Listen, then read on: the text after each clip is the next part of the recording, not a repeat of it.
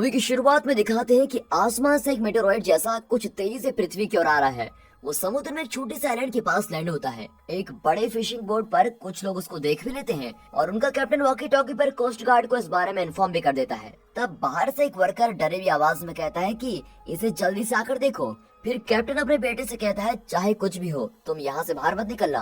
फिर वो बाहर जाता है तो वर्कर वहाँ नहीं होता, लेकिन उस जगह पर खून ही खून होता है। और कुछ ही सेकंड बाद कैप्टन किसी चीज को देखकर डर के मारे चिल्लाता है और कैबिन के अंदर बैठा हुआ कैप्टन का बेटा घबरा जाता है और एक कुल्हाड़ी लेकर धीरे से बाहर आता है। तभी ऊपर किसी डरावनी चीज को देखकर वो चीखता है और तब मूवी का टाइटल ग्रैबर्स डालकर मूवी शुरू होती है। अगला दिन उस आइलैंड की ओर एक बोट आ रही होती है। इस बोट में मूवी की हीरोइन लीजा को दिखाते हैं। लीजा एक पुलिस ऑफिसर है और इस आइलैंड में एक टेम्पररी पोस्टिंग पर आई है। और यहाँ मूवी के हीरो को दिखाते हैं। लगता है कि शराब की बोतल के आसपास ही सोता जागता है, शायद मुंह भी उसी से धोता है। यह है इस हीरो का शानदार इंट्रो। अब अगले शॉट में लीजा आइलैंड पर पहुंच चुकी है। ये लीजा का पहला असाइनमेंट है, इसलिए वो बहुत ही एक्साइटेड और बहुत ही खुश है। वहाँ कार में ओइशा उसका इंतजार कर रहा होता है। इसकी वर्दी देखकर तो यही लगता है कि ये पुलिसमैन है, वरना इसके रंग ढंग तो पुलिस जैसे लगते ही नहीं। लीजा उससे कहती है सर आपसे मिलकर मुझे बहुत ही खुशी हुई। ओइशा उसको देखता भी नहीं है और कहता है तुम खुशी मनाओ या खुद खुशी करो, मुझे कोई फर्क ही नहीं पड़ता, फिलहाल गाड़ी में बैठ जाओ। लीजा को बहुत ही बुरा लगता है और चुपचाप कार में बैठ जाती है। ओइशा इसी तरह जीता है, न किसी से मिलता जुलता है, न ढंग से बात करता है और हमेशा शराब पीकर पड़ा रहता है। ड्यूटी पर भी पीकर ही जाता है। अब उस आइलैंड पर एक बुजुर्ग को दिखाते हैं जो रोज की तरह उस दिन में सी शोर के पास वॉकिंग कर रहा होता है। वो देखता है कि समुद्र की कई बड़ी बड़ी मछलियां वहाँ मरी पड़ी हुई हैं और ये दृश्य को देखकर वो बहुत ही शौक होता है कि ऐसे कैसे हो सकता है। यहाँ ओइशा लीजा को स्टेशन लेके जाता है। वहाँ इनका हायर ऑफिसर लीजा का स्वागत करता है। ओइशा ऑफिसर से कहता है आप सिर्फ 2 हफ्तों की छुट्टी पर जा रहे हैं, इस बीच यहाँ नई लेडी ऑफिसर लाने की क्या जरूरत थी, मैं क्या मर गया हूँ। ऑफिसर कहता है कि 2 हफ्तों के लिए तुम्हारे भरोसे छोड़ दो इस आइलैंड को, तुम आइलैंड का कैसा ध्यान रखोगे ये मैं अच्छी तरह जानता हूँ, इसलिए मैं नई ऑफिसर को लेके आया हूँ बेटा। अब अगले शॉट में पैडी नाम के एक मछुआरे को दिखाते हैं। ये भी ओइशा की तरह शराब में बिल्कुल डूबा रहता है और आज उसके जाल में एक अजीब मॉन्स्टर जैसी फिश फंसी है। वो अपने फ्रेंड को फिश दिखाकर बड़ा ही शो ऑफ कर रहा होता है। अब ओइशा और लीजा मरे हुए फिशेस के बारे में जानने के लिए सी शोर पर आते हैं। वहाँ एक मरीन साइंटिस्ट होता है जिसका नाम स्मिथ है। ये बहुत ही छोटा आइलैंड है और इसीलिए वहाँ लगभग सभी एक दूसरे को जानते हैं। ओइशा स्मिथ से पूछता है कि इन फिशेस को क्या हुआ है और स्मिथ बताता है कि फिशेस का इस तरह मर जाना बड़ा अजीब नहीं है, लेकिन अजीब बात यह है कि सारी फिशेस बहुत ही बुरी तरह से घायल होकर मरे हैं। किसी चीज ने इनको अटैक जरूर किया है, लेकिन मुझे नहीं लगता कि किसी बड़ी फिश ने यह हाल किया है और कोई खतरनाक चीज हो सकती है जिसके बारे में हम नहीं जानते। अब ओइशा सोच में पड़ जाता है और समुद्र को देखने लगता है। फिर ओइशा लीजा को एक बड़ी यार्ड में लेके जाता है। वो डेव नाम के एक आदमी से पूछता है कि तुम्हारा बॉस कहाँ है। वो ऊपर की ओर इशारा करता है जहाँ इस जगह का ओनर खड़ा रहता है। एक्चुअली ये लोग क्रेन जेसीबी वगैरह सप्लाई करते हैं। ओइशा जेसीबी ओनर से कहता है कि सी शोर में कई बड़ी बड़ी मछलियां मरी पड़ी हैं, उन्हें हटाने के लिए हमें तुम्हारी जरूरत है। अब अगले शॉट में पैडी जाल में फंसे हुए मॉन्स्टर को घर लेकर आता है और बाथटब में रख लेता है। उसके साथ ही मना करते हैं, लेकिन वो कहता है कि मैं इस अजीब मॉन्स्टर फिश को पालने वाला हूँ, फिर देखो मैं कितना फेमस होता हूँ। दूसरी ओर डेव की टीम क्रेन से फिशेस को साफ कर देती है। अब शाम हो चुकी है और सब काम खत्म करके घर जाने लगते हैं। तब जेसीबी ओनर पूछता है कि डेव कहाँ रह गया। डेव अभी भी सी शोर के पास काम कर रहा होता है और अचानक कोई उसका पैर समुद्र के अंदर खींच डालता है और उसकी चीखने की आवाज किसी को सुनाई भी नहीं देती। और तब दिखाते हैं कि उस जगह का पानी डेव के खून से लाल हो गया है। ओनर उसको बहुत देर ढूंढता है लेकिन डेव कहीं नहीं मिलता। बेचारा डेव तो मर चुका है। फिर दिखाते हैं कि ओइशा आइलैंड के इकलौते बार में बैठा हुआ है। आइलैंड छोटा ही सही लेकिन ये बार बहुत ही बड़ा है। तब लीजा आती है और ओसिया उससे पूछता है ड्रिंक्स लोगी क्या। लीजा कहती है कि मुझे इसकी आदत नहीं है, मैं तो आयरन बॉक्स लेने आई हूँ और आयरन बॉक्स लेकर वो चली जाती है। और तब ओइशा से उम्र में बड़ी औरत आकर कहती है क्यों जी, इतने सालों से हमारा नाम तो आपने पूछा नहीं, पर इस नई लड़की को ड्रिंक के लिए पूछ रहे हो। खबरदार जो मेरे सिवा किसी और लड़की को देखा भी तो।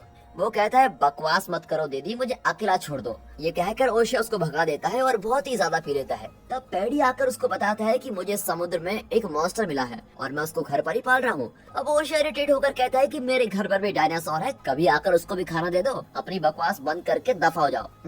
अभी तो मैं जा रहा हूँ और जब मॉन्स्टर को पकड़ने के लिए मुझे नोबेल प्राइज मिलेगा ना, तब तुम्हें मेरी वैल्यू पता चलेगी। इस तरह दोनों शराबी बकवास कर रहे होते हैं। अब आइलैंड के घर को दिखाते हैं जहाँ एक आदमी टीवी देख रहा होता है उसकी वाइफ चिल्लाती है कि कॉलिंग बेल कब से बज रही है, जाकर दरवाजा खोलने के क्या पैसे लोगे। अब वो आदमी जाकर देखता है तो वहाँ जेसीबी ऑनर लटक रहा होता है। फिर अचानक वो थड़ करके नीचे गिरता है। अब ये आदमी उसको देखता है कि अचानक ऊपर से बिजली जैसी कुछ चीज उसको ऊपर उठा लेती है। अब उसकी वाइफ बहुत ही डर जाती है और घर के अंदर भागती है। उसकी कुछ भी समझ में नहीं आ रहा होता है कि वो करे क्या, और तभी चिमनी से एक आवाज आती है। वो अंदर झांकती है तो एक बड़े कीड़े जैसा कुछ उसको खींच लेता है। यहाँ ओशिया नशे में धुत होकर अपने घर के बजाय लीजा के घर जाकर नॉक करता है। वो दरवाजा खोलती है तो ये कहता है, तुम मेरे घर में क्या कर रही हो? सर, लगता है आपने कुछ ज्यादा ही पी ली है। ओह, तुम पहली इंसान हो जो मुझे ये बता रही है। जो आदमी हमेशा शराब में टाइट रहता है उसको कैसे जड़ सकती है? और इस तरह बड़बड़ाकर वो दरवाजे पर ही सर रखकर सोने लगता है। यही साइलेंट का टॉप शराबी है तो दूसरे नंबर पर अपना पैडी है। वो भी खूब पीकर अपने घर जाता है, लेकिन सीधे उस मॉन्स्टर को देखने जाता है। अब उसका जाल टूटा हुआ है और अंदर अंडे जैसा कुछ हिल रहा होता है। मेरा मॉन्स्टर कहाँ गया, कहाँ गया, कहाँ गया करके वो चारों ओर देखता है और तब दिखाते हैं कि बाथरूम के कोने में ऑक्टोपस जैसा कुछ चिपका हुआ है। और फिर अचानक वो पैडी के मुंह पर झपट पड़ता है। लगता है इसी ने सारे फिशेस और डेव को भी मार डाला। इससे पहले कि हम ऐसा सोच सके, पैडी स्टोरी को नया ट्विस्ट देता है और ये पियक्कड़ उस मॉन्स्टर को पैरों तले दबाकर उसकी चटनी बना देता है। अब अगले दिन दिखाते हैं कि ओशिया पुलिस स्टेशन में आंखें खोलता है। ओ, मैं यहाँ कैसे आया? और लिजा कहती है कि इस तरह शराब पीकर दूसरों के घर जाओगे तो यहीं आओगे ना। अब जल्दी से रेडी हो जाओ, बहुत काम पड़ा है। एक्चुअली पैडी ने लिजा को इन्फॉर्म किया था कि उसने एक मॉन्स्टर को मार डाला है। वो कहता है, देखा, मैंने पहले ही कहा था कि ये एक नया स्पीसीज है और इसकी खोज करने के लिए मुझे नोबेल प्राइज जरूर मिलेगा।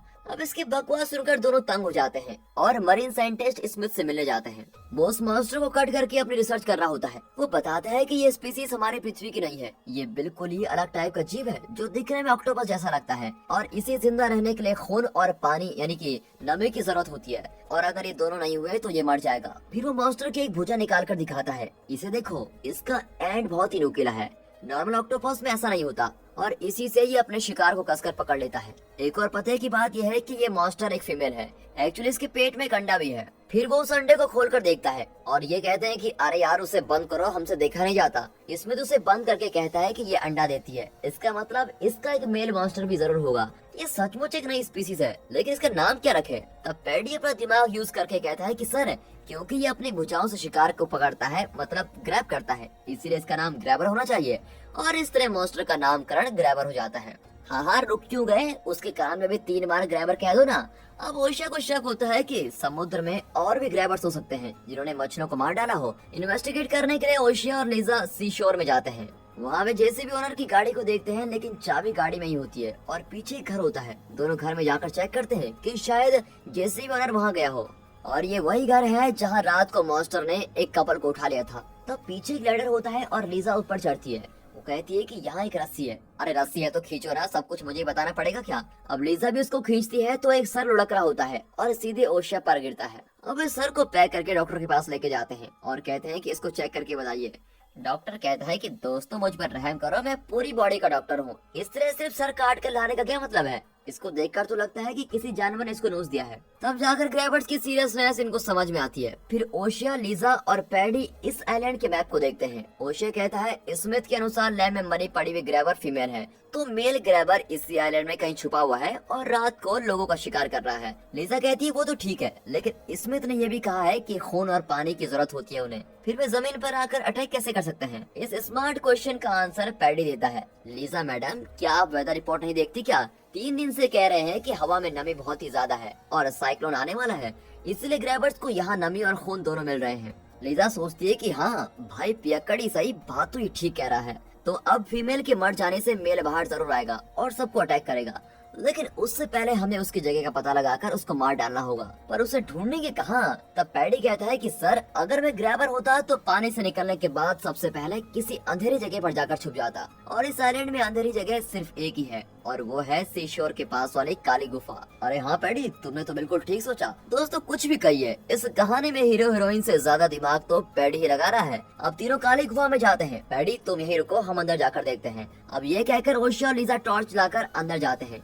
वहाँ खून से लथपथ एक रेनकोट होता है और ये उस लड़के का रेनकोट है जो पहले सीन में फिशिंग बोट के अंदर था। मतलब उस लड़के को मार डालने के बाद ग्रैबर यहीं आया था और फिर पैडी देखता है कि गुफा के पास कुछ सफेद और गोल पत्थर है और तभी एक पत्थर के पास से रेत निकलता है तो पता चलता है कि वे पत्थर नहीं अंडे हैं और उसके अंदर ग्रैबर का बच्चा हिल रहा होता है और वो घबराकर दूर चले जाते हैं। और अब गुफा के अंदर इन्हें अजीब आवाजें आती है और अचानक बदबू भी आने लगती है। अभी टॉर्च मारकर देखते हैं तो उन्हें बहुत ही बड़ा मेल ग्रैबर दिखता है।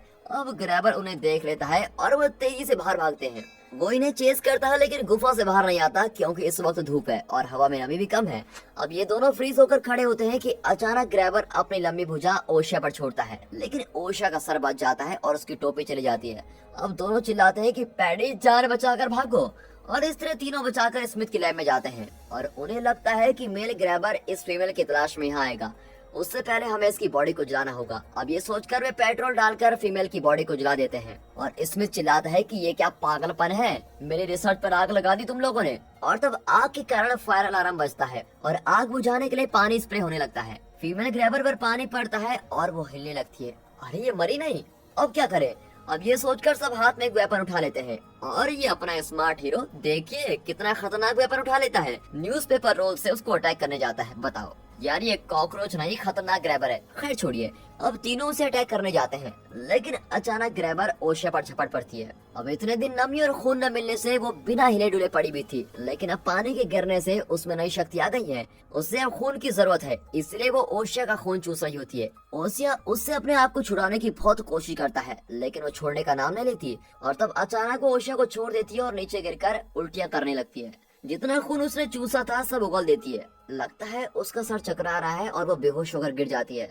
अब इनकी कुछ समझ में नहीं आता कि ग्रैबर ने ओशिया को क्यों छोड़ दिया। अब ओशिया अपना डर दूर करने के लिए शराब पीने लगता है। तब पैडी कहता है कि सर इसने बिल्कुल इसी तरह मुझे भी पकड़ा था लेकिन पता नहीं फिर झट से छोड़कर नीचे क्यों गिर गई और फिर मैंने इसे ऐसे मारा कि ये उठ नहीं पाई और तब जाकर मैं इसको यहाँ पर लाया था। अब तक ग्रैबर ने जिसे भी अटैक किया उसे मार डाला लेकिन इन दोनों को ही क्यों छोड़ दिया और इनका खून चूसकर उसे उल्टियाँ क्यों हुई और वो बेहोश क्यों हो गई। इस मोमेंट में ओशिया शराब की बोतल को देखता है। अचानक उसके दिमाग का डिश एंटीना काम करने लगता है। बात यह है कि ग्रैबर को अल्कोहल से एलर्जी है। वाह, इतनी जरूरी जानकारी लेकर ये लोग बाहर आते हैं और ओशिया कहता है मेरी बात ध्यान से सुनो, ग्रैबर्स वहीं रहेंगे जहां नमी होगी। काली गुफा से मेल ग्रैबर बाहर आने से कतरा रहा है। यहाँ पानी पड़ने के बाद ही फीमेल ग्रैबर में जान आई और जब तक हवा में नमी है ग्रैबर चेंगे और इनके हाथों हम मरेंगे। वेदर रिपोर्ट बता रही है कि अगले 2 दिन जोरदार बारिश होगी और तब ग्रैबर्स बाहर आएंगे और उस वक्त इनकी ताकत और भी बढ़ जाएगी और सिचुएशन आउट ऑफ कंट्रोल हो जाएगा। इसीलिए मेरा सुझाव है कि हम इस आइलैंड के सारे लोगों को एक जगह पर इकट्ठा करें। लेकिन इतने सारे लोगों को कहाँ रखेंगे। और तब ये रियलाइज करते हैं कि वे उस बड़े बार के आगे खड़े हैं और अब इससे बेहतर जगह कौन सी हो सकती है। सबको यहाँ इकट्ठा करेंगे और सबको शराब पिला देंगे और इस तरह ग्रैबर किसी को भी अटैक नहीं करेगा। अब वो अपना आइडिया बार के ओनर को सुनाते हैं। उसकी कुछ समझ ही में नहीं आता और कहता है ये मास्टर वाली डरावनी कहानी ना अपने बच्चों को सुनाना, मेरा टाइम वेस्ट मत करो और निकलो यहाँ से। अब उसे यकीन दिलाने के लिए वे फीमेल ग्रैबर को अपने साथ लेके आते हैं और उसको देखकर बार का ओनर घबरा जाता है और उनकी बात मान लेता है। तब बार वाली दीदी आकर पूछती है कि यहाँ क्या प्लान किया जा रहा है। अगर इसे पता चल गया तो ये पूरी आइलैंड में ढिढोरा पिटवा देगी। इसीलिए वे लोग कहते हैं कि अगले हफ्ते हमारे एक फ्रेंड का बर्थडे है, उसी की प्लानिंग हो रही है। ओके ओके ओके ये कहकर वो चली जाती है। अब ओशिया हैरान होता है कि दीदी बिना अपना इन्वेस्टिगेशन किए ही क्यों चली गई। बार ओनर कहता है कि सर बात यह है कि अगले हफ्ते दीदी का बर्थडे है। उसने सोचा होगा कि हम सब उसे सरप्राइज पार्टी देने वाले हैं, इसलिए मन ही मन खुश होकर चली गई। फिर वे बाहर आकर डिस्कस करते हैं। ग्रैबर को अल्कोहल से एलर्जी है, ये सिर्फ इनका गैस है। अब सबको बताने से पहले इन्हें चेक करना होगा कि क्या वाकई उसे अल्कोहल से एलर्जी है। लेकिन इस टेस्ट के लिए हमें फुल टाइट शराबी की जरूरत है। लिसा कहती है कि 12 से ज्यादा शराब तो तुम दोनों के अंदर बसी हुई है, तुमसे बड़ा शराबी और कौन हो सकता है। तब ओशिया कहती है कि हम में से कोई मर्द आज नहीं पिएगा। इस आइलैंड के सारे लोगों को हम फुल टाइट शराब पिलाएंगे लेकिन हम बिल्कुल नहीं पिएंगे और तभी हम दूसरों को बचा पाएंगे। लिजा पूछती है तो फिर किस पर टेस्ट करोगे। टेस्ट तुम पर करेंगे ना। ओशिया लिजा को अलग में ले जाकर कन्विंस करता है। वो कहती है लाइफ में मैंने कभी भी शराब नहीं पी, मुझे तो ये भी नहीं पता कि शराब पीकर मैं कैसे बिहेव करूंगी, मुझे बहुत ही डर लग रहा है। अरे इसमें डरने की क्या बात है, जरा सा पीने से कुछ नहीं होता। ये कहकर वे सब उसको पीने के लिए एनकरेज करते हैं। पहले तो वो थोड़ा सा ट्राई करती है लेकिन उसे चढ़ती नहीं। अरे भाई ये तो प्रोफेशनल ड्रिंकर लगती है, तभी तो इसको कुछ नहीं हो रहा है। फिर वे उसे दूसरा पैक पिलाते हैं, फिर तीसरा, फिर चौथा। ये लोग जितना बनाकर देते हैं वो उतना पीती है और कहती है मुझे तो कुछ भी नहीं हो रहा है। पक्का प्रोफेशनल है। ओशिया सोचता है कि इससे तो अच्छा मैं हूँ कि एक पैक में ही लुढ़क जाता हूँ। तब शराब का एक्सपर्ट पैडी कहता है कि इस तरह फॉरेन शराब से कुछ काम नहीं होने वाला, ये लो लोकल वाली। उसमें से थोड़ा लीजा के गिलास में डालते हैं और उसको पीते ही लीजा गोल गोल गोल घूमने लगती है और अपने आप को बादलों में तैरती भी पाती है। अब बाकियों से रहा नहीं जाता और सब ललचा कर पूछते हैं कि माल कहाँ है, माल कहाँ है, हमें भी दो। लेकिन ओशे सबको मना कर देता है और काम पर ध्यान देने को बोलता है। अब एलिजा का ब्लड सैंपल लेते हैं क्योंकि अब उसके खून में ज्यादा अल्कोहल मिल चुका है और उस सैंपल को वे फीमेल ग्रैबर में इंजेक्ट करते हैं। फिर कुछ ही सेकंड्स में ग्रैबर तड़पने लगती है और फिर फटकर मर जाती है। यस, मैंने तो पहले ही कहा था कि ये ग्रैबर डिसेंट फैमिली से है, शराब के नाम से मर गई बेचारी।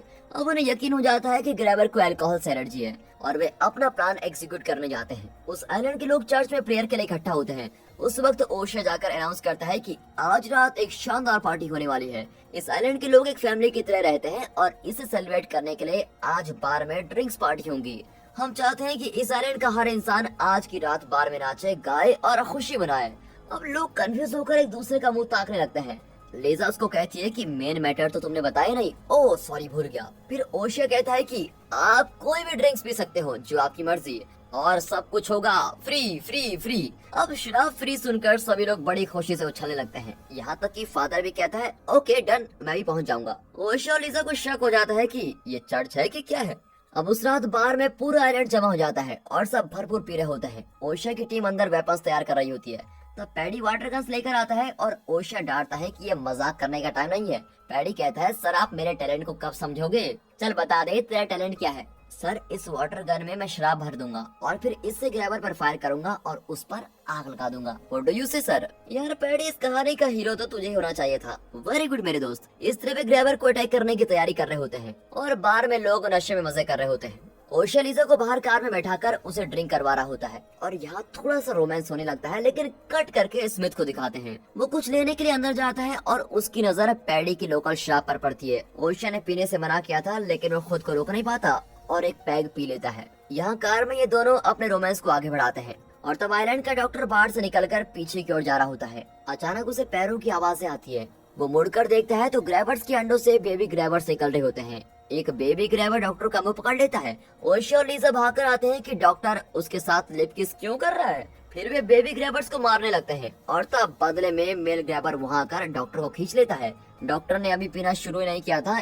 इसीलिए ग्रैबर उसको निकल जाता है। ओशिया और लीजा बार के अंदर भागते हैं तो वहाँ सब चिल्ला रहे होते हैं कि हमें और ड्रिंक्स दो। ओशिया उन सबको मैनेज कर रहा होता है और तब बार का ओनर वाटर गन उठाता है जिसमें पैडी ने शराब भर रखी थी। वो स्मिथ से कहता है कि इसे जलाओ और फिर गन लेकर वो ग्रैबर को शूट करके बाहर जाता है। लेकिन उनकी किस्मत तो देखो, बाहर बारिश आ जाती है जिसके कारण वो आग भी नहीं जला पाती और गन भी काम नहीं करती। और फिर ऐन वक्त पर ओशिया उसको बचा लेता है और डांटता है कि तुम जैसे पागलों को बार लाइसेंस किसने दिया, अब चलो अंदर। अब दोनों अंदर आ जाते हैं लेकिन तब अंदर से एक और पागल बाहर चला जाता है और वो बुद्धिमान है स्मिथ जो कैमरा लेकर बाहर जाता है। मैं ग्रैबर की फोटो क्लिक करूंगा और नेशनल जियोग्राफिक को भेजकर प्राइज जीतूंगा। अब इन लोगों को संभालते संभालते ओशिया थक जाता है। वो स्मिथ को रोकता है कि ग्रैबर तुम्हें पोज नहीं देने वाला है, वो तुम्हें निकल जाएगा। लेकिन स्मिथ कहता है कि मैंने तो फुल पी रखी है, मुझे कैसे कोई मारेगा। ये कहकर वो ग्रैबर के सामने खड़ा होकर फोटो क्लिक करने लगता है। अब ग्रैबर सेंस कर लेता है कि स्मिथ के अंदर अल्कोहल है, इसीलिए वो उसको निगलने की कोशिश नहीं करता।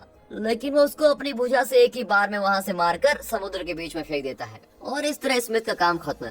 अब ओशिया बार के अंदर जाता है और अंदर सब लोग और शराब मांग रहे होते हैं। ओशिया उनको मैनेज कर रहा होता है कि अचानक बार की खिड़कियां तोड़कर बेबी ग्रैबर्स अंदर आ जाते हैं। अब घबराकर सभी ऊपर भागते हैं और दरवाजा लॉक कर देते हैं। अब उस बार को मेल ग्रैबर खेल लेता है और बेबी ग्रैबर्स नीचे रेंग रहे होते हैं। लेकिन ओशिया सबको शांत करता है कि आप सबको बचाने के लिए ही हमने ये प्लान बनाया था, इसलिए घबराओ मत, हम आप सबको बचा लेंगे। और ओशिया को इस तरह देखकर उसके बारे में लीजा की राय बदल जाती है और वो बहुत ही खुश होती है। ओशिया बताता है कि ग्रैबर खून के लिए ही यहाँ घूम रहा है, लेकिन आप सबने इतनी पी रखी है कि वो आपको अटैक नहीं करेगा। लेकिन बाहर के बाहर पानी भरा हुआ है, इसलिए ग्रैबर अब बहुत ही पावरफुल हो गया है। और तब लीजा कहती है कि जेसीबी वाली जगह के पास एक बहुत ही बड़ा खड्डा है और अगर हम इस बड़े मेल ग्रैबर को उस खड्डे में धकेल दे तो वो बाहर नहीं आ पाएगा और कल सुबह की रोशनी से वो मर जाएगा। वहाँ मेरी शेरनी, आधी बेहोशी में भी तुम इतना क्लियर सोच सकती हो। ये सोचकर ओशिया बहुत ही खुश होता है। पर ग्रैबर को वहाँ ले जाएंगे कैसे? बाहर एक गाड़ी है लेकिन उसकी चाबी ग्राउंड फ्लोर पर मिस हो गई है। इस पर लीजा कहती है कि मैं चाबी लेके आऊंगी, मेरा अल्कोहल लेवल बहुत ही ज्यादा है और बेबी ग्रैबर्स मेरा कुछ नहीं कर पाएंगे और बड़ा ग्रैबर तो बाहर है, इसलिए मुझे कोई प्रॉब्लम नहीं होगी। अब ओशिया उसको एक बड़ा स्टेपर मशीन देकर नीचे भेजता है कि इसको वेपन की तरह यूज करो और फिर लीजा उसे लेकर नशे में नीचे जाती है और वहाँ की बेबी ग्रैबर्स पर स्टेपर मारती हुई आगे बढ़ती है। और चाबी उठा लेती है, लेकिन पास रखी हुई शराब की बोतल उठाकर उसको पीने लग जाती है। और तभी मेल ग्रैबर की भुजाएं अंदर आती है और लीजा को खींचने जाती है।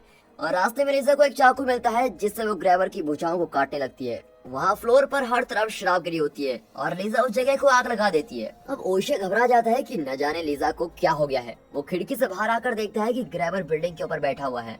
ग्रैबर उसे पकड़ने वाला होता है कि ऐन वक्त पर लीजा कार लेकर आ जाती है और ओशिया नीचे कूदता है और दोनों कार में तेजी से खड्डे की ओर जाते हैं। और खड्डे पर पहुंचकर ओशिया एक मेटल ब्रिज पर चढ़ता है और ग्रैबर को ललकारता है। ग्रैबर वहां जाने के बजाय अपने रिमोट से काम करता है, मतलब अपनी भुजा से ओशिया को नीचे गिरा देता है। ग्रैबर ओशिया को मारने के बारे में सोच ही रहा होता है कि उससे पहले ही लीजा एक बड़ा जेसीबी मशीन लेकर आती है और ग्रैबर को खड्डे में धकेल देती है और गाड़ी के नीचे ग्रैबर फंस जाता है और हिल भी नहीं पाता। अब सुबह सूरज की पहली किरण के साथ ही वो मर जाएगा। अब निकालो अपनी लोकल शराब। ये कहकर दोनों सेलिब्रेट करने वाले होते हैं कि ग्रैबर अपनी भुजा से ओशिया को पकड़ लेता है और फिर उसको खींचकर अपने मुंह तक लेके आता है। अब ओशिया के हाथ में शराब है, लेकिन उसे खुद पीने के बजाय वो ग्रैबर के मुंह में डाल देता है और शराब पीकर ग्रैबर तड़पने लगता है और ओशिया को दूर फेंक देता है। इतने में लीजा अपनी फ्लेयर गन निकालती है और पास के डीजल ड्रम्स को शूट कर देती है। डीजल ड्रम्स फट जाते हैं और साथ ही ग्रैबर जलकर राख हो जाता है और उसके मरते ही बेबी ग्रैबर से मरने लगते हैं। अब सुबह हो जाती है। ओशिया और लीजा बहुत ही खुशी खुशी रोमांस करते हुए वहाँ से लौट रहे होते हैं और इसी के साथ दोस्तों ये मूवी यहाँ पर खत्म होती है।